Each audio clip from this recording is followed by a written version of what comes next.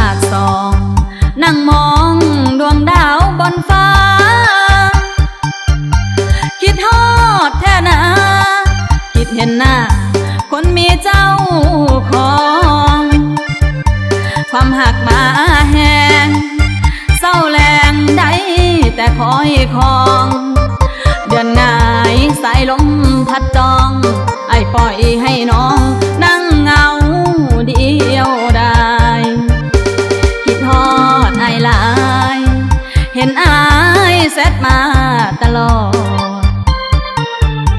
คำหวานมาหยอด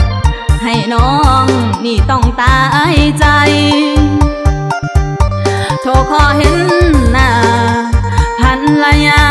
อยู่ใส่เด้สายปันใดเด้สิได้พออายน้ำตาน้องไหลใจน้องหลังเลคิดฮอดแท้เด้มือใดเด้สิได้พอหน้าอายบอกสิแบ่งเวลามาหาน้องพอให้ดีใจอยากให้มากอดซ้ำหอยอีกเด้ยอดสายตอนนี้จักเป็นจังใดหัวใจน้องนี้เหน็บหนาวแอบมักผัวเขาเขาก็ต้องทำใจคิดฮอดแต่กอดบ่ได้จากปานใดได้อายสิมาใจน้องมันกุ้มได้แต่เลี้ยวแนมเบิ่งฟ้าเมฆเลื่อนลอยผ่านดวงจันทราคืออายสิมาหาน้องคนคอย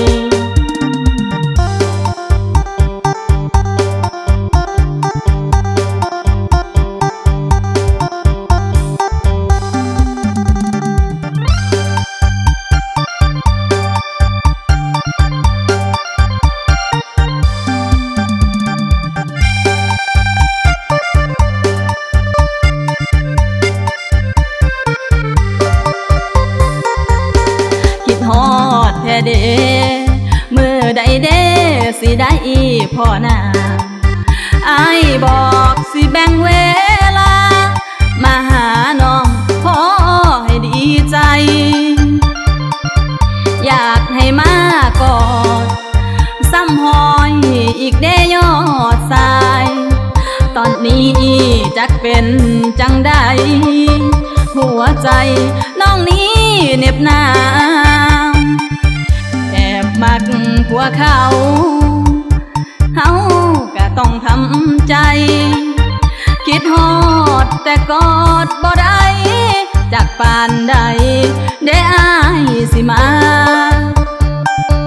ใจน้องมันกุ้มได้แต่เลี้ยวแนมเบิ่งฟ้าเมฆเลื่อนลอยผ่านดวงจันทราคืออายสิมาหาน้องคน